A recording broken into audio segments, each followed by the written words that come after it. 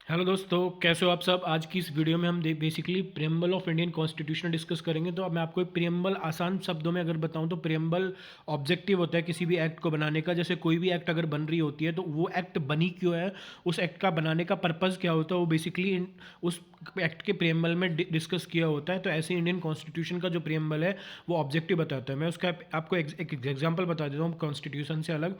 जैसे अगर हम सीपीसी पढ़ेंगे तो सीपीसी पढ़ने से पहले जब शुरुआत हम करेंगे सेक्शन 1 से पहले एक प्रियम्बल लिखा होगा। तो प्रियम्बल में ऑब्जेक्टिव लिखा होता है कि हम सीपीसी जो इनेक्ट कर रहे हैं वो इसलिए इनेक्ट कर रहे हैं कि कल को जितने भी सिविल जस्टिस हैं वो हम सीपीसी के थ्रू गेन कर सकते हैं। ऐसी अगर हम बात करते हैं कॉन्ट्रैक्ट की, तो इंडियन कॉन्ट्रैक्ट एक्ट में अगर जब हम प्रियम्बल पढ़ते हैं तो प्रियम्बल का उसमें ऑब्जेक्टिव दिया होता है कि आज के बाद इंडिया में जितने भी कॉन्ट्रैक्ट बनेंगे वो इस इंडियन कॉन्ट्रैक्ट एक्ट के थ्रू बनेंगे। तो उसका ऑब्जेक्टिव ये होता है कि इंडियन कॉन्ट्रैक्ट एक्ट जो गवर्न करेगी स्टेचुटरी एक्ट, वो होगी बेसिकली इंडियन कॉन्ट्रैक्ट एक्ट। तो बेसिकली जो ऑब्जेक्टिव बताती है उसी को हम बोल देते हैं प्रियम्बल। तो इंडियन कॉन्स्टिट्यूशन के क्या ऑब्जेक्टिव होंगे, इंडियन कॉन्स्टिट्यूशन किस पर्पज से बनाया गया है, इंडियन कॉन्स्टिट्यूशन में क्यों ये वर्ड ऐड किए गए हैं, उन सबको सब हम देख लेते हैं कि इंडियन कॉन्स्टिट्यूशन का ऑब्जेक्ट क्या होता है और बेसिकली इंडियन कॉन्स्टिट्यूशन के जो ऑब्जेक्टिव है वो कैसे प्रियम्बल में लिखे हुए हैं। प्रियम्बल देख लेते हैं। A preamble is an introductory statement in a document that explain the document's philosophy and objective. In a constitution, it presents the intention of its framer, the history behind its creation and core value of principle the nation. The preamble basically gives idea of the following things object: source of the Indian constitution, nature of India state and of its objective, date of its adoption, history of preamble to Indian Constitution.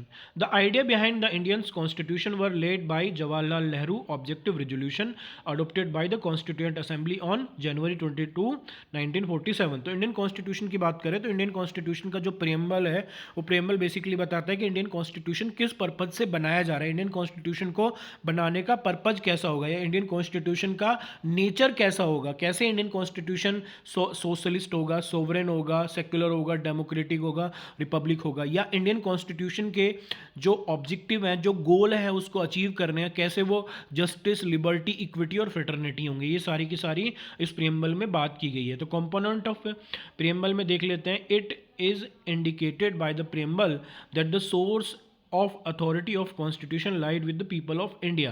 Preamble declare India to be a sovereign, socialist, secular, democratic Republic. तो preamble ने India को कैसी country declare कर दिया कि India is A sovereign, socialist, secular और democratic Republic country होगी। तो अगर इंडिया के कॉन्स्टिट्यूशन के नेचर का बात करें तो इंडियन कॉन्स्टिट्यूशन का नेचर कैसा होगा, sovereign, socialist, secular, democratic, Republic. तो ये हम कैसे याद करते हैं, इसको याद करने की बहुत सिंपल सी ट्रिप है। 5 वर्ड है, 5 वर्ड को हम कैसे डिफाइन करते हैं, ट्रिपल एस। ट्रिपल एस, पहले एस से सोवरेन, दूसरे एस से सोशलिस्ट, तीसरे एस से सेकुलर, फोर्थ वर्ड है डी और लास्ट वर्ड है R. Triple S D R, sovereign, socialist, secular and democratic republic. The objective stated by the preamble are also to secure justice, liberty to all citizen and promote fraternity to maintain unity and integrity of the nation. तो पूरी की पूरी preamble सिर्फ और सिर्फ 5 और 4 9 word में आपको बता दूंगा। 5 वर्ड कौन से होते हैं, ट्रिपल एस डी आर, और लास्ट के 4 वर्ड होते हैं जस्टिस, लिबर्टी, इक्विटी और फ्रेटर्निटी। तो triple S D R J L E F, पूरी की पूरी प्रियम्बल इन सारे वर्ड में आ जाती है। जब आप एग्जामिनेशन हॉल में बैठे हुए तो आप सोवरेन डिफाइन करोगे, पहला वर्ड, दूसरा सोशलिस्ट, तीसरा secular, fourth democratic, fifth Republic, और सिक्स्थ वर्ड है जस्टिस, सेवन्थ है लिबर्टी, एट्थ है इक्विटी और नाइन्थ है फ्रेटर्निटी। तो ये सारे के सारे 9 वर्ड में पूरी की पूरी प्रियम्बल समाई हुई है। The date is mention in the preamble when it was adopted, that is November 26, 1949। तो हमको आपको पता है कि हमारा जो कॉन्स्टिट्यूशन है, कॉन्स्टिट्यूशन के साथ साथ प्रियम्बल है, वो 26 नवंबर 1949 को हमने अडॉप्ट कर लिया था। Key words in the preamble, we the people of India, it indicates that ultimate sovereignty of the people of India. Sovereignty means independent authority of the state not being subject to control of any other state. तो ultimate authority की बात करें, क्योंकि India में democracy है, तो Indian democracy की अगर बात करें वर्ल्ड में किसी भी कंट्री में जहां भी डेमोक्रेसी होगी, डेमोक्रेसी का मतलब होता है जनतंत्र, government to the people, by the people, for the people. तो अगर गवर्नमेंट की बात करें, वी द पीपल का मतलब है कि हम जो गवर्नमेंट इस्टेब्लिश कर रहे हैं वो हमारे द्वारा इस्टेब्लिश की जा रही है और कोई भी इंडिविजुअल हम सब पे रूल नहीं करेगा, रादर इंडियन कॉन्स्टिट्यूशन हम सब पे रूल करेगा। और इंडियन कॉन्स्टिट्यूशन ने जो फर्दर जो एडमिनिस्ट्रेटिव सिस्टम को 3 पार्ट में डिवाइड कर दिया है, लेजिस्लेचर, एग्जीक्यूटिव और जुडिशरी। ये एक बात सिक्योर करता है कि we the people of India, we the people of India के जो हम भारत के लोग हैं उन सब में ही अल्टीमेट सोवरेनिटी वेस्ट करती है। कोई भी ए, बी या सी या डी किसी उसके पास सोवरेनिटी नहीं है। अब सोवरेनिटी का मतलब देख लेते हैं, तो सोवरेनिटी का मतलब होता है and government which is independent which take their internal और external decision on their own. अब सोवरेनिटी को अगर मैं डिफाइन करूं तो देखो, इंडिया 1947 से पहले, 15 अगस्त 1947 से पहले इंडिया एक सोवरेन कंट्री नहीं था। क्यों नहीं था? क्योंकि 15 अगस्त 1947 से पहले India was a colony under the rule of British. तो India was not a sovereign country. तो इंडिया अपने इंटरनल और एक्सटर्नल डिसीजन खुद नहीं ले सकता था। तो इंडिया के इंटरनल या एक्सटर्नल डिसीजन उस टाइम कौन लेता था? तो ब्रिटेन गवर्नमेंट लेती थी। तो इसे हम बोलते हैं India was not sovereign at that time. अब क्योंकि इंडिया एक इंडिपेंडेंट कंट्री, और कैसी इंडिपेंडेंट कंट्री? जहां पे बेसिकली सोवरेनिटी वेस्ट करती है we the people of India में। तो हम बोल सकते हैं कि अल्टीमेट सोवरेनिटी किसके पास होती है? We the people of India. तो हम अपने इंटरनल और एक्सटर्नल डिसीजन खुद लेते हैं। अब मुद्दा ये आता है कि जो 140 करोड़ लोग हैं जो हमारे इस इंडिया में रहते हैं, वो अपने डिसीजन खुद लेते हैं। कैसे लेते हैं? तो वो बेसिकली ऐसे लेते हैं कि वो अपने रिप्रेजेंटेटिव मेंबर ऑफ पार्लियामेंट बना के पार्लियामेंट में भेज देते हैं, और मेंबर ऑफ पार्लियामेंट रेजोल्यूशन के साथ कुछ डिसीजन ले रहे होते हैं। तो अल्टीमेटली जो we the people of India by way of our representative are taking decision in the parliament. तो पार्लियामेंट में जब हमारे रिप्रेजेंटेटिव कुछ डिसीजन ले रहे होते हैं तो वो हमारी जो खुद की विल है उसी को रिप्रेजेंट कर रहे होते हैं। तो इसलिए हम बोल देते हैं we the people of India. Ultimate sovereignty इसमें एग्जिस्ट करती है। The term sovereign means that India has its own independent authority and is not a dominion of any other external power. In the country, the legislature has the power to make the law which are subject to certain limitation. तो India एक ऐसी country है जो independent है, वो खुद के law बना सकती है, वो खुद के इंटरनल और एक्सटर्नल डिसीजन ले सकती है। तो ये बात प्रूव करता है कि India as a sovereign country. इसी ऑब्जेक्टिव को हमने बेसिकली पहला ऑब्जेक्टिव रखा हुआ है प्रियम्बल में। प्रियम्बल स्टार्ट होता है कि India shall be A sovereign country. अब इंडिया सोवरेन कंट्री कैसे होगी? तो इंडिया की जब लाइन स्टार्ट होती है तो वो स्टार्ट होती है, प्रियम्बल की लाइन स्टार्ट होती है we the people of India. तो ये एक बात प्रूव करता है कि we the people of India are ultimate sovereign and we are having the authority to make our internal और एक्सटर्नल डिसीजन। तो क्योंकि हम खुद अपने डिसीजन ले सकते हैं, खुद अपना लॉ बना सकते हैं, और यही ऑब्जेक्टिव हमने कॉन्स्टिट्यूशन में अचीव किया है, और यही बेसिकली बात लिखी हुई है प्रियम्बल के पहले ऑब्जेक्टिव में। प्रियम्बल का दूसरा ऑब्जेक्टिव है India shall be A socialist country. The term means the achievement of socialist and through democratic means. It holds faith in mixed economy where provide public and private sector coexist side by side. तो socialist की अगर हम बात करें, socialist को मैं अगर आपको एक वर्ड में बताऊं तो equal distribution of wealth of nation. Equal distribution of wealth of nation का मतलब क्या हुआ कि जो हमारी इकोनॉमिक वेल्थ है उस पर सबका इक्वल राइट होगा। कोई भी एक इंडिविजुअल के पास ज़्यादा राइट है, किसी दूसरे इंडिविजुअल के पास कम राइट है, ऐसा नहीं होगा।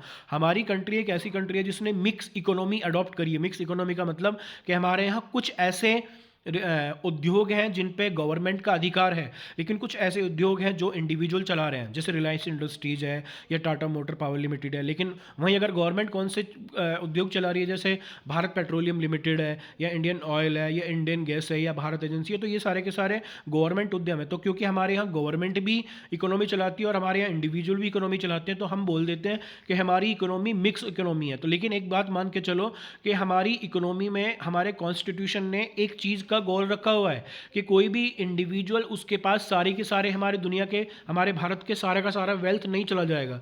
हमारे भारत की जितनी भी वेल्थ है उस पर सबका इक्वल राइट होगा। इसी को हम बोल देते हैं सोशलिस्ट। तो सोशलिस्ट का मतलब होता है कि जब सोसाइटी का नेशन की वेल्थ पे इक्वल राइट होता है तो उसी को सोशलिस्ट बोल देते हैं। और यही हमारे प्रियम्बल का दूसरा ऑब्जेक्टिव है। थर्ड ऑब्जेक्टिव है सेकुलर। सेकुलर वर्ड को हमने 42nd अमेंडमेंट से ऐड किया था। 42nd अमेंडमेंट जो इंडियन कॉन्स्टिट्यूशन में हुआ था, even SR Bommai versus union of India में बोल दिया था कि secular is part of basic structure. अब सेकुलर वर्ड का मतलब क्या होता है, कैसे हमने ऑब्जेक्टिव अचीव किए हैं। तो सेकुलर जब प्रोविजन आप देखते हो, सेकुलर का मतलब होता है कि state shall be neutral in the matter of religion. तो स्टेट जो रिलीजन के मैटर में कोई भी किसी के लिए कोई एक्स्ट्रा कोई भी काम नहीं करेगा, स्टेट न्यूट्रल रखेगा अपने आप को। इवन जब आप आर्टिकल 25 से लेके 28 तक देखते हो तो ये एक बात प्रूव कर देता है कि every individual has got religious as a fundamental fundamental right. अब क्योंकि religious right are as a fundamental right है फ्रॉम आर्टिकल 25 टू 28, तो ये बात प्रूव करता है कि India is a secular country, irrespective of the status, irrespective of the religion, every person has get those right by because he is the citizen of India, so he is getting the right from article 25 to 28। और article 25 से 28 तक जो right दिए हुए हैं वो ये बात प्रूव करते हैं कि हर किसी के पास ये राइट है कि वो कोई सा भी फेथ, कोई सा भी रिलीजन फॉलो कर सकता है। उसके अलावा बात कर देते हैं डेमोक्रेटी की। The term imply the constitution of India has an established form of constitution which gets it authority from the will of the people. तो डेमोक्रेटिक की बात करें, क्योंकि डेमोक्रेटिक का मतलब क्या होता है, will of the people. Will of the people का मतलब कि हम लोग भारत के लोग हैं, हम भारत के 140 करोड़ लोग क्या सोचते हैं, हमारी जो विल होगी, हमारी जो इच्छा होगी, उसी के अकॉर्डिंग हमारा देश चलेगा, उसी को हम बोल देते हैं डेमोक्रेटिक फॉर्म ऑफ गवर्नमेंट। अब हमारी जो विल है उसी के अकॉर्डिंग इंटरनल डिसीजन लेगी सेंट्रल गवर्नमेंट, हमारी जो विल है उसी के अकॉर्डिंग एक्सटर्नल डिसीजन लेगी, हमारी जो विल है उसी के अकॉर्डिंग लॉ बनाए जाएंगे, उसी को बोल देते हैं डेमोक्रेसी। डेमोक्रेसी में मतलब होता है by the people, for the people, to the people. एक government establish by the people, to the people, for the people, इसे को बोल देते हैं government. Republic, the term indicate that head of the state is elected by the people of India, the president of India is the elected head of the state. तो जैसे अब hereditary एक post होती है, अगर हम एक चीज़ देखेंगे, रिपब्लिक को मैं आपको बता देता हूँ, रिपब्लिक क्या होता है, जहाँ जो हेड होता है उसको हम चूज करके भेजते हैं। अब अगर हम बात कर देते हैं इंडिया का हेड कौन होता है, तो इंडिया का एक नॉमिनल हेड है जिसे हम प्रेसिडेंट बोलते हैं, तो उसको हम इनडायरेक्ट इलेक्शन से चूज करके भेज देते हैं। हम डायरेक्ट इलेक्शन से तो किसको चूज करते हैं, मेंबर ऑफ पार्लियामेंट को, लेकिन जो इनडायरेक्ट इलेक्शन होता है मतलब हम डायरेक्ट चूज नहीं करते, लेकिन हमारे जो मेंबर ऑफ पार्लियामेंट है या member of state legislature assembly हैं वो क्या करते हैं, वो एक इलेक्शन करते हैं, उस इलेक्शन के थ्रू प्रेसिडेंट को चूज करते हैं। तो हमारे यहाँ एक चीज़ प्रूव हो जाती है, जैसे ब्रिटेन में क्या होता है कि ब्रिटेन का जो है, ब्रिटेन में प्रेसिडेंट नहीं होता, वहाँ आज के टाइम पे भी जो नॉमिनल पावर जो वेस्ट करती है वहाँ रिपब्लिक पावर नहीं है, बल्कि वहाँ आज के टाइम पे भी राजा है। तो वहाँ के जो हम वहाँ के कंट्री को रिपब्लिक नहीं बोल सकते, ऑल दो that country is a democratic form of country, but that country is not A republic country. क्यों? क्योंकि आज के टाइम पे भी वहाँ मोनार्क एग्जिस्ट करता है और वहाँ हेरिडेटरी पोस्ट होती है वहाँ, बल्कि रिपब्लिक पोस्ट आज के टाइम में भी एग्जिस्ट नहीं करती। तो इंडिया में प्रेसिडेंट होता है और ब्रिटेन में क्या होता है, आज के टाइम में भी राजा होता है। तो क्योंकि India is a republic country और Britain is a monarchical form of democratic form of country, ठीक है। उसके अलावा objective of the Indian constitution की बात कर लेते हैं। ये क्वेश्चन आता है कि what are the objective of the Indian constitution. तो जो अभी तक मैं आपको पढ़ा रहा था वो था nature of Indian constitution. Nature of Indian constitution की बात करें तो नेचर ऑफ इंडियन कॉन्स्टिट्यूशन में sovereign, socialist, secular, democratic, republic आ जाता है। लेकिन ऑब्जेक्टिव की बात करें तो ऑब्जेक्टिव में आता है जस्टिस, लिबर्टी, इक्विटी और फ्रेटर्निटी। जस्टिस की बात करें, जस्टिस देख लेते हैं। It is necessary to maintain order in society that is promise through various provision of fundamental right and direct principle of state policy provided by the Constitution of India. It comprise three elements which is social, economical, political justice. तो India में हर individual को social justice मिलेगा। Social justice मतलब किसी के against में जाति धर्म के आधार पर डिस्क्रिमिनेशन नहीं होगा।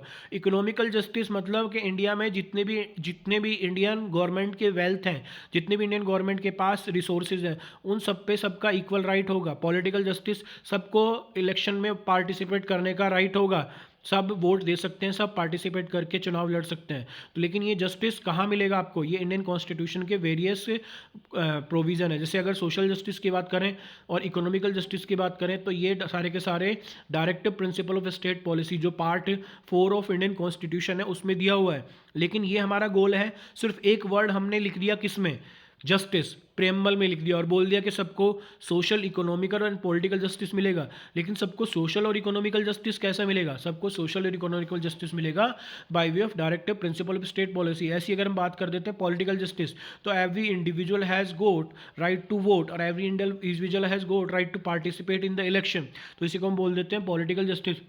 ये सारे के सारे ये वर्ड तो सिर्फ एक दिया हुआ है, लेकिन इसके लिए बहुत सारे प्रोविजन हमारे इंडियन कॉन्स्टिट्यूशन में बनाए हुए हैं, ठीक है। उसके बाद बात कर लेते हैं social justice. Social justice means the constitution wants to create society without discrimination on any ground like caste, creed, gender, religion. Economic justice देख लेते हैं। Economic justice means no discrimination can be caused by the people only on the basis of their wealth, income. Political justice means all the people have an equal, fair right without any discrimination to participate in political opportunity. अब बात कर लेते हैं equality की। Justice के बाद equality देख लेते हैं। इक्वलिटी क्या होता है? बेसिकली इक्वलिटी होता है, the term equality means no section of society has any special privilege and all people have given. तो आर्टिकल 14 जब आप पढ़ रहे हो तो आर्टिकल 14 का एक ऑब्जेक्टिव है जो हमने अचीव किया। आर्टिकल 14 से लेके आर्टिकल 18 तक जो right to equality as a fundamental right की बात करता है, लेकिन वो पहली बार हमने इसका दिमाग में कहाँ आया? तो हमारे प्रेमबल में आया। तो हमारे प्रेमबल ने बोल दिया था कि हम ऐसा कॉन्स्टिट्यूशन बनाएंगे जिसमें इक्वालिटी प्रिवेल करेगी। लेकिन हमारे कॉन्स्टिट्यूशन में इक्वालिटी के लिए कौन से प्रोविजन दिए गए हैं? वो सारे के सारे आर्टिकल 14 से लेके आर्टिकल 18 तक दिए गए हैं। Liberty means freedom. फ्रीडम की बात करें तो freedom of speech and expression, freedom of life, freedom against exploitation. तो ये आर्टिकल 19 से लेके आर्टिकल 22 जब पढ़ोगे तो आपको फ्रीडम मिल जाएगी। आर्टिकल 19 टू 22 लिबर्टी की जब बात करें, लिबर्टी मीन्स फ्रीडम, और वो फ्रीडम कहाँ पे मिलेगी आपको? Article 19 to 22। ऐसी बात कर लेते हैं। Fraternity means feeling of brotherhood and an emotional attachment with the country and all the people. Fraternity helps to promote dignity and unity in the nation. तो बेसिकली बात कर लेते हैं का मतलब है creating the emotion of brotherhood, creating the relation between the nation of people. तो that is basically fraternity. ठीक है, उसके बाद बात कर